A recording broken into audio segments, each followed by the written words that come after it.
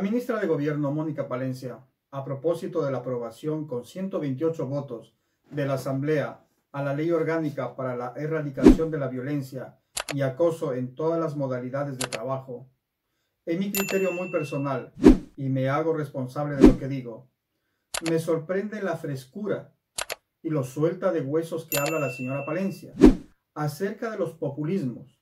Y según la academia, literalmente el populismo político se lo nombra con una significación peyorativa, y es el uso de medidas de gobierno populares destinadas a ganar la simpatía de la población, particularmente si ésta posee derecho al voto, aun a costa de tomar medidas contrarias al Estado democrático.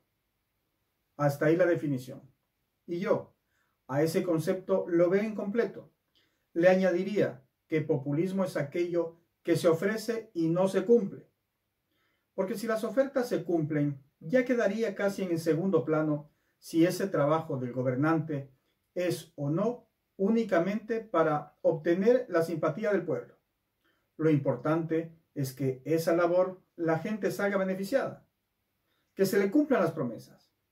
Entonces le pregunto yo a la señora Palencia, con mucho respeto, ¿cree usted realmente que Daniel Noboa y todo su gobierno, usted incluida, pueden hablar de populismos? Y critica que esa fue la forma de gobernar de otros presidentes. Por favor, doña Mónica, le pido un poquito más de seriedad. Dejen ya la desvergüenza que les desborda. ¿Acaso no es populismo y cinismo hablarnos hasta ahora del Plan Fénix?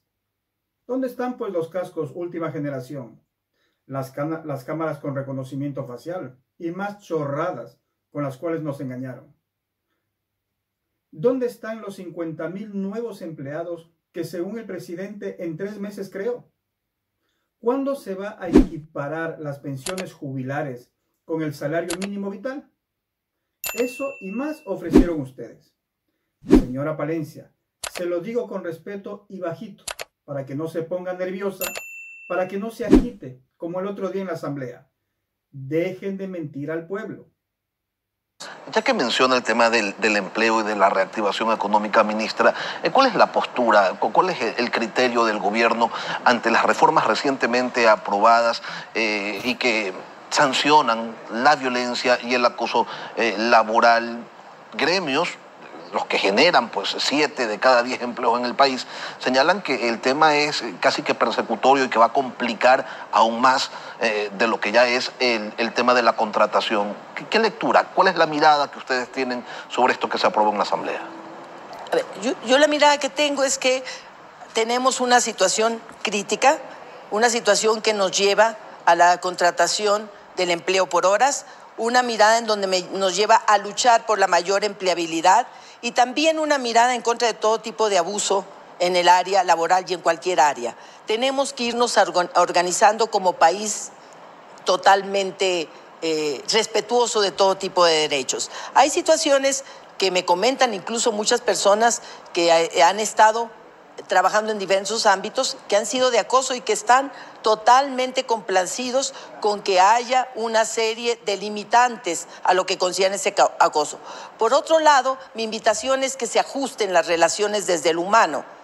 Mi problema es entender que estamos tan carentes de sentido cívico, de sentido ético, que tenemos que seguir regulándolo absolutamente todo. Por eso mi llamado, y un llamado al que afortunadamente ya algunas universidades de Quito, Guayaquil y Cuenca se han sumado, es al fomento de la cultura de la legalidad. Esto es a esa transformación en la manera de entender la vida de forma tal que no sea necesario el castigo permanentemente, la amenaza de castigo permanentemente para continuar con una sana convivencia. Una cosa es estar en contra de la violencia y del acoso laboral, lo cual es sin duda correcto, pero otra muy distinta, ministra, y usted lo sabe, es el populismo laboral. Querer venderle a la población que con este reconocimiento, con la creación de derechos hasta a la inviolabilidad, o sea, tienen derecho los trabajadores, de acuerdo a estas reformas, a que no se les violente el patrimonio, considerando pues como un hecho de violencia patrimonial una eventual reducción de sueldo y no quiero imaginar qué es lo que significaría un despido. Pero vamos, eso es populismo puro y duro y eso no le hace bien a ninguna sociedad, ministra. Bueno, el populismo lo hemos encontrado como una forma de gobernar, lamentablemente.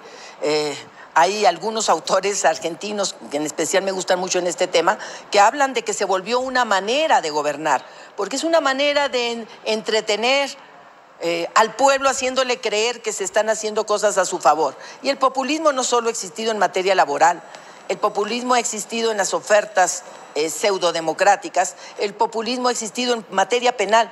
Vivimos llenos de actitudes populistas, pero para que eso se comprenda y podamos llegar a una sociedad diferente, insisto, necesitamos empezar a hacer esos pequeños cambios para una nueva sociedad. Y eso es lo importante y eso es en lo que está muy puesto este nuevo Ecuador. Por supuesto que estamos en contra de los populismos. El alcalde de Durán, Luis Chonillo, declaró que estaba consciente que la ciudad de Durán siempre ha sido complicada, en todo sentido, y también, claro, en el tema de seguridad, por muchos aspectos, como lo son la falta de servicios básicos, por el tema de inseguridad que en los últimos años ha crecido. Habló de sus campañas electorales, que sobre todo en la del año 2023 se tomó más precauciones y se acababan temprano los recorridos, por ejemplo. Contó que el primer día de su gestión como alcalde, cuando iba a dirigir la primera sesión, sufrió el atentado, por primera vez. Ese ataque donde salió ileso, pero lastimosamente 2 personas de su seguridad personal perdieron la vida y también un transeúnte falleció, es decir, hubo una víctima colateral. Definitivamente nunca me imaginé poder recibir un atentado de esa magnitud, ¿no? Veníamos nosotros de una campaña, no fue mi primera campaña, fue mi segunda campaña, como ustedes ya lo vieron un poco en la historia que se pudo presentar. Durán siempre ha sido una ciudad complicada, ¿ya? Históricamente, por la falta de servicios básicos, por el aspecto de inseguridad creciente que ha venido en los últimos años teniendo. La campaña del 2019 no fue la misma campaña para el 2023. Era una campaña en la que terminábamos nosotros mucho más temprano los recorridos.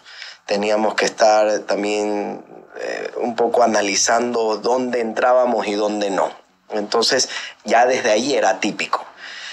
Nosotros, bueno, el primer día de nuestra gestión, el 15, aunque nos posicionamos el 14, en el traslado hacia lo que era la sesión inaugural del Consejo Cantonal, recibimos este ataque a ya casi 300, 500 metros de llegar al lugar donde íbamos a tener el evento, ¿no? Un ataque que fueron con 3 vehículos, con armas largas, en donde gracias a Dios muchos logramos salir con vida. Lastimosamente las 2 personas del servicio policial que me acompañaban, amigos, porque uno de ellos había sido custodio de parte de mi seguridad en la gobernación, fallecieron, y una víctima colateral, es decir, un transeúnte que también falleció, ¿no? Cambió mucho, el esquema de seguridad es bastante complejo, dadas las amenazas, siguen latentes las amenazas como tal. Entonces tenemos nosotros ese gran desafío, y recordemos también, Blanca, no solamente a mí, sino a funcionarios. Yo cuando cumplí un mes de gestión hice unas declaraciones públicas en una rueda de prensa en donde decía y explicaba a la ciudadanía las situaciones administrativas y financieras en las que recibía el municipio. Y ahí, ¿por qué traigo a colación esto? Porque ahí yo decía, señores, el 100%, no es que la mayoría, el 100% de nuestros directores están amenazados.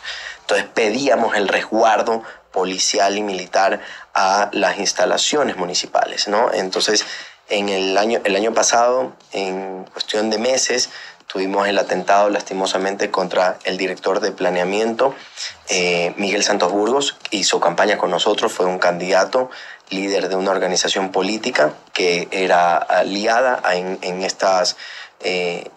esta lid electoral, y por otro lado también al concejal Bolívar Vera, también del Partido Social Cristiano, que eso fue, si mal no recuerdo, creo que un 6 de septiembre, en donde él es secuestrado y posterior, creo que el día siguiente, amaneció lastimosamente asesinado. Muchas medidas.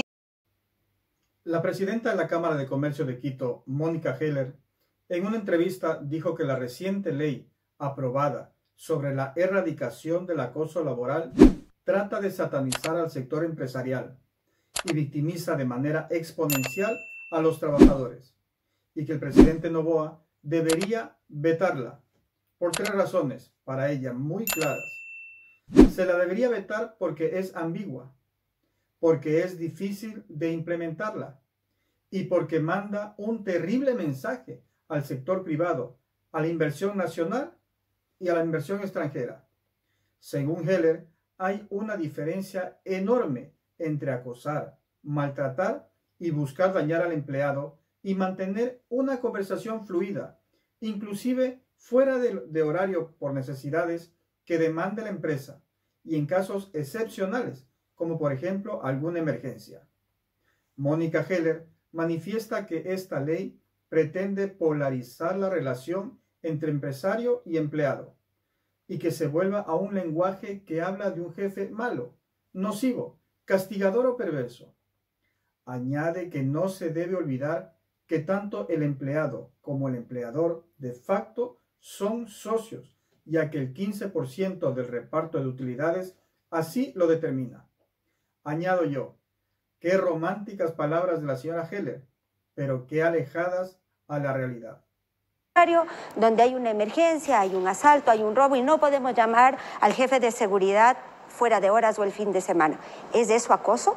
Es decir, está planteado de tal manera que es tan difícil entender quién incumple o quién es digno de sanción, que es una reforma que está, en mi concepto, mal redactada y mal planteada. Y efectivamente, cuando llegamos a la definición de acoso laboral, pues nos encontramos con una docena de párrafos y el tema se lo plantea de una manera tan amplia y tan extensa que lo que allí se determina, pues, con lo que allí se determina prácticamente todo podría llegar a constituirse en acoso, dependiendo de la interpretación del trabajador o del inspector. Es completamente arbitrario. Además que depende de cómo se haya percibido una actitud o una disposición, no solamente de cómo se emanó. Tomando en cuenta todo esto... Y también, perdóneme, sí. Y también depende de la intención del colaborador. No solamente podemos juzgar la intención del empleador, también debemos juzgar paralelamente la intención del colaborador al hacer la denuncia.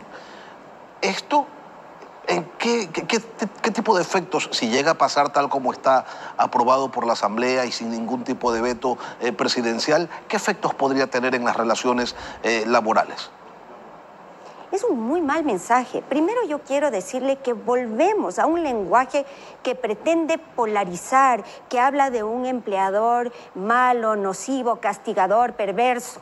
Yo le recuerdo que en el Ecuador el sector empleador y el sector trabajador son socios. El 15% de reparto de utilidades nos hace de facto socios. Lo que es bueno para la empresa es bueno para ambas partes. De tal manera que si usted está mandando un mensaje, que tomar decisiones o hacer llamadas o contactar a colaboradores en un momento donde la empresa lo necesita, si eso constituye acoso y es malo para el empleador, y para el empleado, y para la empresa, ¿cuál es el mensaje que estamos mandando al sector productivo?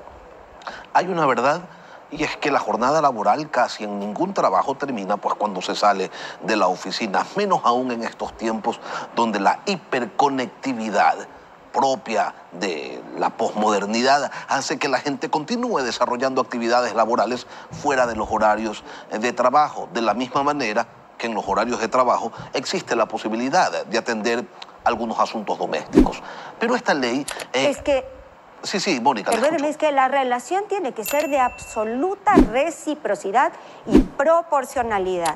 Yo entiendo que el objetivo, que el sentir es que no haya excesos, que no haya abuso, que no haya maltrato. Y eso está bien. Lo que no podemos es satanizar los conceptos y volverle una norma rajatabla que lo que va a hacer en esencia es primero perjudicar la operatividad de los negocios, pero segundo disuadir de la inversión tanto nacional y extranjera. Porque lo que le estamos diciendo al sector privado es que de facto no importa qué necesita el negocio y no importa lo que es bueno para el resultado final, Lo único que es importante es darle un margen de valoración al Ministerio del Trabajo para que sancione a su criterio y libre albedrío sin importar la realidad del fondo o la conveniencia de las acciones. Gracias a todos por su atención. Seguimos mañana.